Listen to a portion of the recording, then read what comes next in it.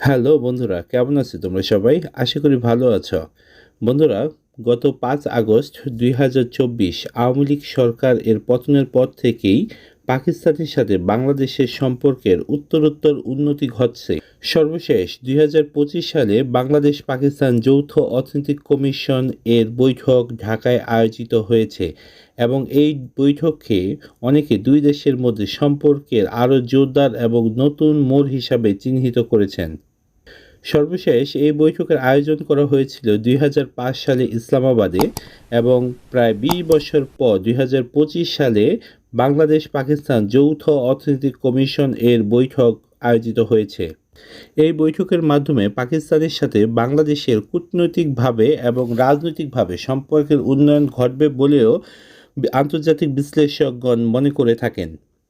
১৯৭৬ সালে প্রতিষ্ঠা পাওয়া বাংলাদেশ পাকিস্তান যৌথ অর্থনৈতিক কমিশন বেশ কিছু অর্থনৈতিক বিষয় নিয়ে কাজ করে যায়।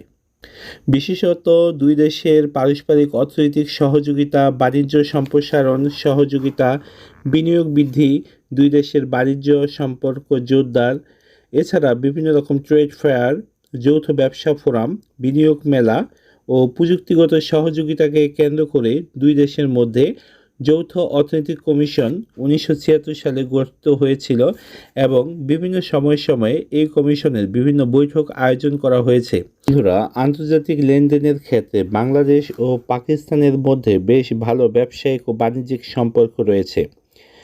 বাংলাদেশ প্রতি বছর পাকিস্তানে প্রায় ৫০ থেকে ৬০ মিলিয়ন মার্কিন ডলারের সমমূল্যের পণ্যদ্রব্য রপ্তানি করে থাকে। একই সাথে পাকিস্তান বাংলাদেশে প্রতি বছর ৭৫০ থেকে ৮০০ মিলিয়ন মার্কিন ডলারের পণ্যদ্রব্য রপ্তানি করে থাকে। অর্থাৎ পাকিস্তান থেকে বাংলাদেশ প্রতি বছর প্রায় ৭০০ থেকে ৮০০ মিলিয়ন মার্কিন ডলারের পণ্যদ্রব্য আমদানি করে। এক্ষেত্রে দ্বিপাক্ষিক বাণিজ্য যেটা সেটা প্রায় ৮০০ থেকে ৯০০ মিলিয়ন মার্কিন ডলারের কাছাকাছি। এবং পাকিস্তান কিন্তু এই দুই দেশের মধ্যে বাণিজ্য ভারসাম্যের ক্ষেত্রে বেশ ফেভারেবল পজিশনে অবস্থান করছেন, অর্থাৎ বাণিজ্য ভারসাম্য মূলত পাকিস্তানের পক্ষে কাজ করে যাচ্ছে। বাংলাদেশের একটি সেগমেন্ট হয়তো চিন্তা করে যে আমরা পাকিস্তানের সাথে লেনদেন করব না বা পাকিস্তানের সাথে কোনো সম্পর্ক রাখবো না। মূলত এই ধরনের আবেগী কথাবার্তা আন্তর্জাতিক ক্ষেত্রে বা আন্তর্জাতিক কূটনীতি বলেন বা আন্তর্জাতিক দ্বিপাক্ষিক ব্যবসা বাণিজ্য বলেন, সেক্ষেত্রে কিন্তু চলে না। মূলত আপনার যেই দেশ থেকে পণ্যদ্রব্য আমদানি করার ক্ষেত্রে সুবিধা পাবেন, আপনি সেই দেশ থেকে পণ্যদ্রব্য আমদানি করবেন। এটা কোনো নির্দিষ্ট কোনো দেশ থেকে আমদানি করতে হবে, বিষয়টা এমন নয়। সাধারণত পাকিস্তান থেকে যে সমস্ত পণ্যদ্রব্য বাংলাদেশ আমদানি করে তার মধ্যে প্রথম রয়েছে তুলা ও সুতা জাতীয় পণ্যদ্রব্য, কেমিক্যাল ও সার রয়েছে এবং লোহা ও স্টিল জাতীয় পণ্য রয়েছে। একই সাথে বাংলাদেশ পাকিস্তানে যে সমস্ত পণ্যদ্রব্য রপ্তানি করে তার প্রথম কাতারে রয়েছে বিভিন্ন ধরনের কৃষি পণ্য, বিশেষ করে চা, পাট ও চামড়া জাতীয় পণ্য এবং অন্য একটি পণ্য রয়েছে যেটি হচ্ছে ওষুধ ও প্রস্তুতকৃত পোশাক। মূলত বাংলাদেশের অর্থনীতি গার্মেন্টস সেক্টর এবং কৃষি নির্ভর, কাজেই বাংলাদেশের রপ্তানি ম্যাক্সিমামই এই কৃষি পণ্য অথবা দেখা যায় তৈরি পোশাক রয়েছে।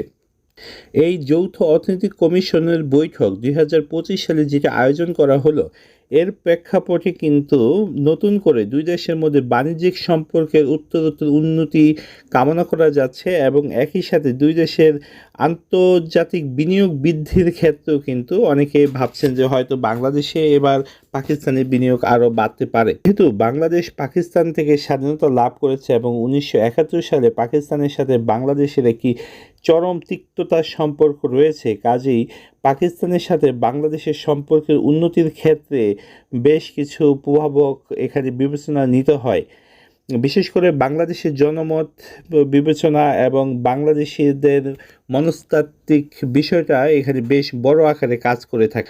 তবে বিষয়টি হলো কি ভাই, আন্তর্জাতিক রাজনীতি বলেন, আন্তর্জাতিক কূটনীতি বলেন বা আন্তর্জাতিক অর্থনৈতিক সম্পর্ক বলেন, সেটি আসলে ইমোশন বা আবেগের দিক থেকে বিচার করা যায় না।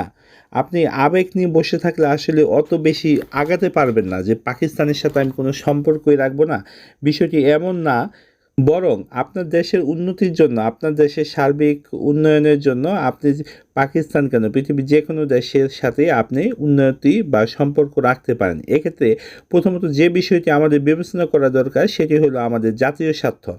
তো পাকিস্তানের সাথে আন্তর্জাতিক যৌথ অর্থনৈতিক কমিশন গঠন করার মূল উদ্দেশ্য ছিলই যে অর্থনৈতিক ও আন্তর্জাতিক স্বার্থ উদ্ধার করা।